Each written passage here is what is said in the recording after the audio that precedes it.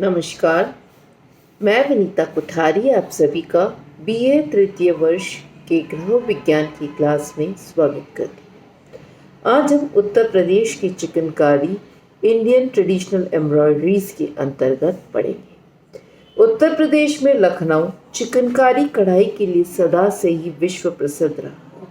यहाँ की चिकनकारी न केवल भारत परंतु सारे विश्व में अपना एक यूनिक स्थान रखती है। चिकनकारी की कढ़ाई को शैडो वर्क के नाम से जाना जाता है। चिकनकारी एक प्राचीन कढ़ाई है। इसका उद्गम एवं विकास से संबंधित कई कथाएं और किंवदंतियां प्रचलित हैं। एक कथा के अनुसार मुर्शिदाबाद की राजकुमारी सिलाई बुनाई और कढ़ाई कला में अत्यंत निपुण थी। जब उस राजकुमारी की शादी ओध के नवाब से हुई तो उसने अपने पति नवाब के लिए चिकनकारी कढ़ाई की कला से एक टोपी बुनकर भेंट की। यह टोपी श्वेत मलमल के वस्त्र पर श्वेत रेशमी धागों से बनी हुई थी, जो अत्यंत सौंदर्यमय और अलौकिक लगती थी। नवाब इस टोपी से अत्यंत प्रसन्न हुआ और तभी से कहते हैं कि चिकनकारी कला का विकास हुआ। श्वेत मलमल के वस्त्र पर श्वेत रंग के धागों से की गई चिकनकारी सबसे आकर्षक और सुंदर लगती है, मानो गंगा यमुना की पवित्र जलधारा ही वस्त्र पर साकार हो गई हो। रंगों का अभाव होते हुए भी इसके सौंदर्य की बराबरी कोई वस्त्र नहीं कर सकता है। और एक और किंवदंती इसके लिए मशहूर है, वह है फैज खान नामक बुनकर की। अपनी लंबी यात्रा के दौरान लखनऊ के पास एक गांव में ठहरते उसे जोरों से प्यास लगी, अतः उसने मोहम्मद शेर खान से पानी पिलाने का आग्रह किया, साथ ही ठहरने की व्यवस्था करने को कहा। मोहम्मद शेर खान ने उसे सम्मान पूर्वक ठहराया और पानी पिलाया। इससे फैयज खान अत्यंत प्रसन्न हुए और उसने मोहम्मद शेर खान को चिकनकारी की कला सिखाई। अतः मोहम्मद शेर खान को चिकनकारी का जन्मदाता कहा गया है। अर्थात अगेन रिपीट, मोहम्मद शेर खान को चिकनकारी का जन्मदाता कहा गया है। लखनऊ में आज भी उस्ताद मोहम्मद शेर खान की मज़ार पर चिकनकारी करने वाले कलाकार बड़ी श्रद्धा और भक्ति से दर्शन करने जाते हैं और उन्हें नमन करते हैं। कुछ लोगों का मानना है कि चिकनकारी कढ़ाई कला राजा हर्ष के समय से चली आ रही है। उन्हें भी श्वेत मलमल के वस्त्र पर श्वेत रेशमी धागों से की गई चिकनकारी के वस्त्र अत्यंत प्रिय थे। मुगल काल में जहांगीर की पत्नी नूरजहां ने चिकनकारी कढ़ाई कला के काफ़ी प्रचार प्रसार किया। इस काल में इस कला को काफ़ी विकास हुआ। चिकनकारी कढ़ाई अत्यंत सूक्ष्म, बारीक और कोमल होती है। पहले यह केवल श्वेत मलमल के वस्त्रों पर श्वेत रेशमी धागों से बनाई जाती थी, परंतु आजकल यह कढ़ाई अन्य वस्त्रों पर भी, जैसे 2x2 cambric, organdie, chiffon, georgette, net, vial आदि पर भी बनाई जाती है। इसमें विभिन्न प्रकार के रंगों से सूती एवं रेशमी धागों का इस्तेमाल किया जाता है। चिकनकारी करने के लिए पूर्व में वस्त्र पर नमूने ट्रेस या छाप लिए जाते हैं। नमूने प्राकृतिक स्रोत एवं घरेलू उपयोग की दैनिक वस्तुओं पर आधारित होते हैं, जैसे चावल का दाना, गेहूं की बाली, फूल, फल, आम, पशु पक्षी, मोर जैसे तोता इत्यादि। चिकनकारी मुख्यतः सैटिन, स्टेम, मूरी और हेरिंगबोन टांके का उपयोग होता है। अगेन इम्पॉर्टेंट पॉइंट कि चिकनकारी के अंदर मुख्यतः सैटिन स्टिच, स्टेम स्टिच, मूरी और हेरिंगबोन टांकों का उपयोग किया जाता है। बखिया एवं विभिन्न टांकों की मदद से नमूनों के अलग अलग भाग को दर्शाया जाता है। जाली टाकों से चिकनकारी का काम अधिकतर साड़ियों पर किया जाता है। इसके अतिरिक्त कुर्ते, टोपी, कफ, ब्लाउज, मेजपोश, दुपट्टे, रुमाल, सलवार, कुर्ता आदि भी चिकनकारी कढ़ाई से तैयार किए जाते हैं। चिकनकारी की मांग विदेशों में भी अधिक है, इसलिए अब इसका कमर्शियल प्रोडक्शन चालू हो गया है तथा वृहद स्तर पर स्त्री और पुरुष दोनों ही इस लघु व्यवसाय के अंदर लगे हुए हैं। श्वेत वस्त्र पर श्वेत रेशमी धागों से बनी चिकनकारी का सौंदर्य गंगा यमुना के पवित्र जल के समान प्रतीत होता है। अतः इस वस्त्र की सौंदर्य की बराबरी अन्य वस्त्र नहीं कर सकता है। आजकल रंगीन वस्त्रों पर रंग बिरंगे सूती व रेशमी धागों से चिकनकारी का कार्य किया जाता है। आइए अब देखते हैं कि चिकनकारी के कितने प्रकार हैं। चिकनकारी मुख्यतः 6 प्रकार की होती है और एक्चुअली ये क्लासिफिकेशंस उसके टाँकों पर आधारित होता है।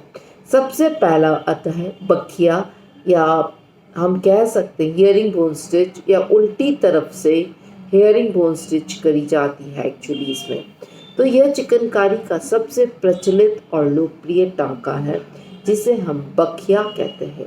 शैडो वर्क या छायाकारी से वस्त्र की उल्टी तरफ से हियरिंग बोन टांके स्टिच कर द्वारा सिलाई की जाती है। यह चपटा टांका फ्लैट स्टिच होती है। कोमल एवं महीन वस्त्रों पर सीधी तरफ से टांका स्पष्ट रूप से दिखाई देता है। नमूने की रूपरेखा 1 लाइन पर सीधी तरफ से उल्टी बखिया स्टिच के महीन टांकों द्वारा की जाती है। नमूने में मुख्यतः फूल, पत्तियां, पक्षियों आदि के चित्र बनाए जाते हैं।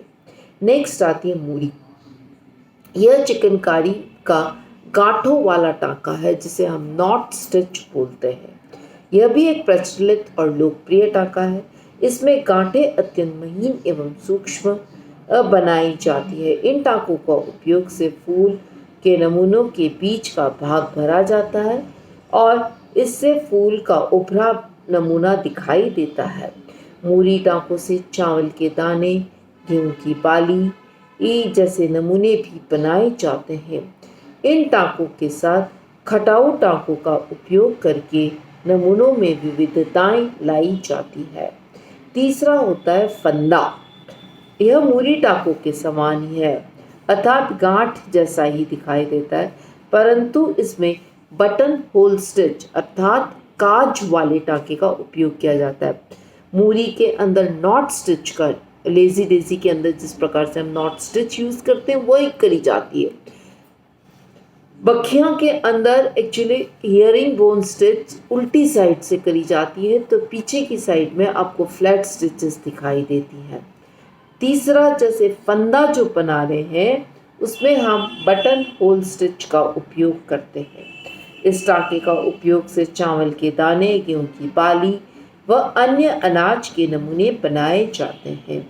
दूसरे शब्दों में हम कह सकते हैं कि इसे हम फ्रेंच नॉट्स भी का दूसरा रूप कह सकते हैं। इससे उभरे हुए नमूने बनते हैं।